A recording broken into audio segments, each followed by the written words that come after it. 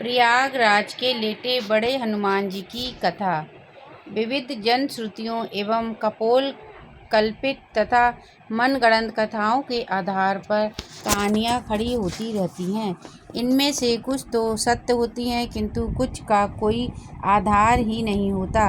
यही बात है इलाहाबाद में प्रयागराज क्षेत्र के संगम तट पर स्थित पुराण प्रसिद्ध लेटे हुए हनुमान जी के विषय में है।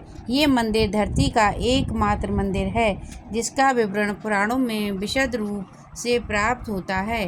यही एकमात्र ऐसा मंदिर है जहाँ हनुमान जी के लेटे हुए रूप का विवरण मिलता है। अब आजकल तो अनेक मंदिर बन गए हैं जहाँ हनुमान जी को लेटा हुआ दर्शाया गया है। संभवतः महाराष्ट्र के औरंगाबाद के समीप इसमें में बना लेटे हुए हनुमान जी का विशाल मंदिर भी बड़ी इसी श्रेणी में आता है। अस्तु जो भी हो, पुराणों में एक ही लेटे हुए हनुमान जी के मंदिर का विवरण प्राप्त होता है और वह प्रयागराज क्षेत्र के संगम तट पर स्थित इलाहाबाद के बड़े हनुमान जी का मंदिर ही है। जो प्रचलित कथा इस लेटे हुए हनुमान जी के मंदिर के विषय में प्राप्त होती है वह ये है कि एक बार एक व्यापारी हनुमान जी की भव्य मूर्ति लेकर जल मार्ग से चला आ रहा था। वह हनुमान जी का परम भक्त था।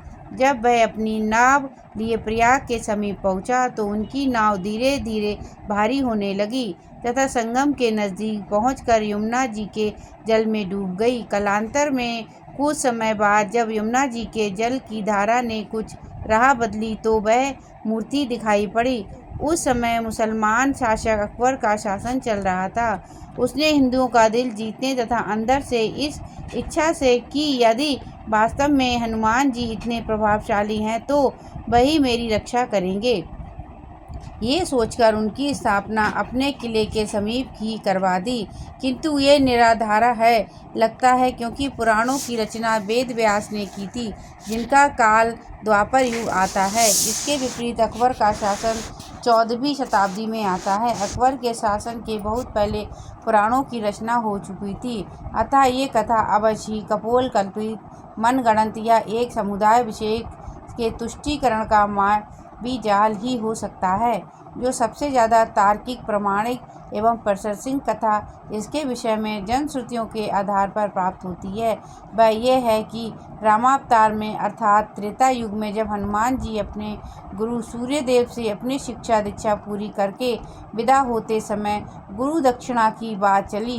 भगवान सूर्य ने हनुमान जी से कहा कि जब समय आएगा तो वे दक्षिणा मांग लेंगे। हनुमान जी मान गए, किंतु फिर भी तत्काल में हनुमान जी के बहुत जोर देने पर भगवान सूर्य ने कहा कि मेरे वंश में अवतरित अयोध्या के राजा दशरथ के पुत्र राम अपने भाई लक्ष्मण एवं पत्नी सीता के साथ प्रारब्ध के भोग के कारण वनवास को प्राप्त हुए हैं। वन में उन्हें कोई कठिनाई ना हो या कोई राक्षस उनको कष्ट ना पहुँचाए, इसका ध्यान रखना।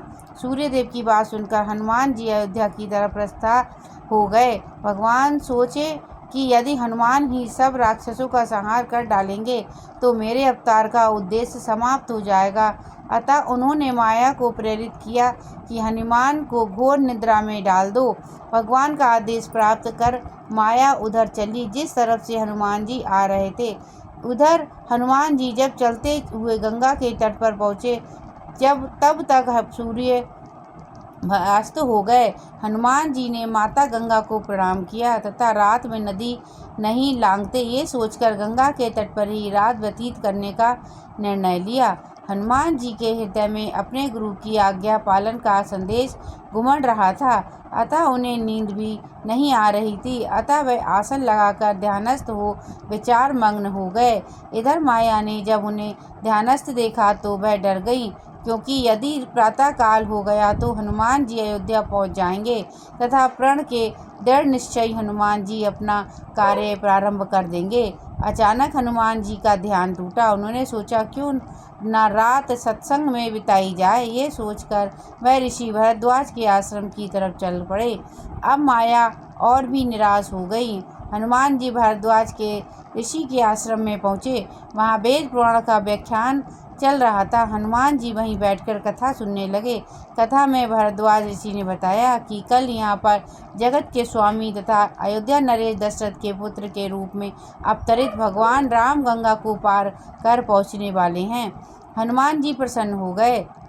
अभी उन्होंने गंगा पार अयोध्या जाने का विचार त्याग दिया तथा वहीं संगम के तट पर ही रहकर भगवान राम की प्रतीक्षा करने का निर्णय लिया। रात्रिकालीन अवश्य कार्यों को पूरा कर हनुमान जी वही संगम के तट पर लेट गए और उन्हें नींद आ गई। इधर माया का अवसर मिला और उसने हनुमान जी को धर दबोचा। हनुमान जी घोर निद्रा में चले गए। इधर भगवान राम गंगा पार कर प्रयाग पहुँचे। उन्होंने हनुमान जी को सोते हुए देखा तथा उनको ये वरदान दिया कि इस सोए हुए हनुमान जी की मूर्ति के जो दर्शन करेगा उसे बिना किसी प्रयास के मेरी कृपा प्राप्त होगी। उस व्यक्ति को किसी तरह के भूत प्रेत या धोखा षड्यंत्र आदि का शिकार नहीं होना पड़ेगा। उनके सारे शत्रु स्वतः ही परास्त हो जाएंगे। इस तरह हनुमान जी को अमोघ वरदान देकर भगवान राम भरद्वाज ऋषि के आश्रम तथा अक्षय वट का दर्शन करते हुए आगे बढ़ गए। ये वरदान आज अक्षरांश सत्य हो रहा है। इस पुराण प्रसिद्ध सिद्ध हनुमान मंदिर का दर्शन निश्चित ही समस्त बाधा कष्ट अरिष्ट आदि को शांत करता है। इधर प्रातःकाल जब गंगा देवी ने देखा कि एक प्राणी उनकी तरफ ही पांव फैलाकर सो रहा है तो उन्होंने अपने आप को अपमानित महसूस करते हुए हनुमान जी को डुबो दिया। सूर्य ने जब प्रातःकाल अपने शिष्य हनुमान की ये दशा देखी तो उन्होंने गंगा को शाप दिया कि तुम्हारा हृदय मैला हो, जो अज्ञानवश तूने एक सीधे साधे प्राणी को दंड दिया। तेरा सम्मान करते हुए हनुमान ने रात में तुम्हारे ऊपर से होकर गुजरना अच्छा नहीं समझा और तुम दुर्बुद्धि उसे शाप में दे बैठी। जा, आज से तू प्राणियों के सारे शरीर एवं गंदगी ढोने वाली हो जाओ। गंगा नदी के दूषित होने से संसार के समस्त देव संबंधी एवं प्रभु कार्य बाधित होने लगे। तब समस्त देवताओं ने मिलकर भगवान सूर्य देव की पूजा अर्चना की। तब भगवान सूर्य देव ने कहा कि जा गंगे, तेरे जल के ऊपर मेरी किरणों के पड़ते ही तुम्हारे जल की पवित्रता बढ़ जाएगी तथा तुम्हारे जल को से मेरा किया गया स्तवन पूजन कोटि गुना फल देने वाला होगा। भगवान सूर्य के कहने पर गंगा ने कहा कि हनुमान चतुर्मास व्यतीत होते ही पुनः भगवान राम की सेवा में उपस्थित हो जाएंगे। तब तक हनुमान जी किष्किंधा पर्वत पर सुग्रीव की सेना में लगे रहे। चतुर्मास बीतने पर भगवान राम सीता की खोज करते हुए किष्किंधा पर्वत पर पहुँचे। वहाँ पर उनकी मुलाकात भगवान राम से हुई।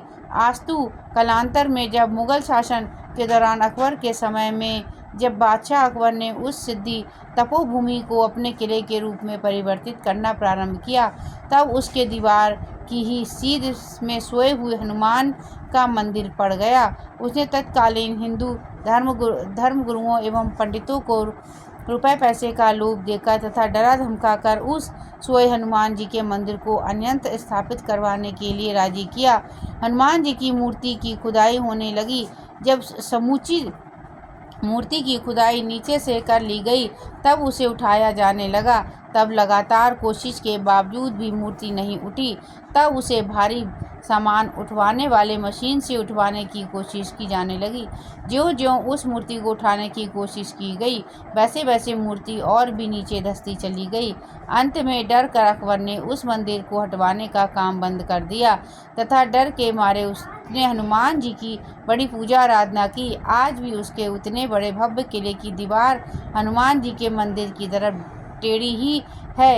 एक मान्यता और है इस मंदिर के बारे में। इस मान्यता के पीछे राम भक्त हनुमान जी के पुनर्जन्म की कथा जुड़ी हुई है। लंका विजय के बाद बजरंगबली जब अपार कष्ट से पीड़ित होकर मरणासन अवस्था में पहुंच गए तो माँ जानकी ने इसी जगह पर उन्हें अपना सिंदूर देकर नया जीवन और हमेशा आरोग्य व चिरायु रहने का आशीर्वाद देते हुए कहा कि जो इस त्रिवेणी तट पर संगम स्नान पर आएगा उसको संगम स्नान का असली फल तभी मिलेगा जब वह हनुमान जी के दर्शन करेगा। यहाँ स्थापित हनुमान की अनूठी प्रतिमा को प्रयाग का कोतवाल होने का दर्जा भी हासिल है। आमतौर पर जहाँ दूसरे मंदिरों में प्रतिमाएं सीधी खड़ी होती हैं, वहीं इस मंदिर में लेटे हुए बजरंगबली की पूजा होती है। पौराणिक कथाओं के मुताबिक लंका विजय के बाद भगवान जब राम संगम स्नान कर भारद्वाज ऋषि से आशीर्वाद लेने प्रयाग आए तो उनकी सबसे प्रिय भक्त हनुमान इसी जगह पर शारीरिक कष्ट से पीड़ित होकर मूर्छित हो गए। पवन पुत्र को मरणासन देख माँ जानकी ने उन्हें अपनी सुहाग के प्रतीक सिंदूर से नई जिंदगी दी और हमेशा स्वस्थ एवं आरोग्य रहने का आशीर्वाद प्रदान किया। माँ जानकी द्वारा सिंदूर से जीवन देने की वजह से ही बजरंगबली को सिंदूर चढ़ाए जाने की परंपरा है। संगम आने वाले हर एक श्रद्धालु यहाँ सिंदूर चढ़ाने और हनुमान जी के दर्शन को जरूर पहुँचाता है। बजरंगबली के लेटे हुए मंदिर में पूजा अर्चना के लिए यूँ तो हर रोज ही देश के कोने कोने से हजारों भक्त आते हैं, लेकिन मंदिर के महंत आनंद गिरी महाराज के अनुसार राष्ट्रपिता महात्मा गांधी के साथ साथ पंडित नेहरू, इंदिरा गांधी, राजीव गांधी, सरदार वल्लभ भाई पटेल और चंद्रशेखर आजाद जैसे तमाम विभूतियों ने भी अपने सर को यहाँ झुकाया, पूजन किया और अपने लिए और अपने देश के लिए मनोकामना मांगी। ये कहा जाता है कि यहाँ मांगी गई मनोकामना अक्सर पूरी होती है। आरोग्य एवं अन्य कामनाओं के पूरा होने पर हर मंगलवार और शनिवार को यहाँ मन्नत पूरी होने का झंडा निशान चढ़ाने के लिए लोग जुलूस की शक्ल में गाजे बाजे के साथ आते हैं। मंदिर में कदम रखते ही श्रद्धालुओं को अजीब सी सुखद अनुभूति होती है। भक्तों का मानना है कि ऐसी प्रतिमा पूरे विश्व में कहीं मौजूद नहीं है। इलाहाबाद के संगम तट पर निकट स्थित ये मंदिर उत्तर प्रदेश के मंदिरों में अद्वितीय है। मंदिर में हनुमान की विशाल मूर्ति आराम की मुद्रा में स्थापित है। यद्यपि यह एक छोटा सा मंदिर है, फिर भी प्रतिदिन सैकड़ों की तादाद में भक्तगण दर्शन करने आते हैं। जय श्री राम। ऐसी ही वीडियो के लिए हमारे चैनल को सब्सक्राइब करें। जय श्री राम। धन्यवाद।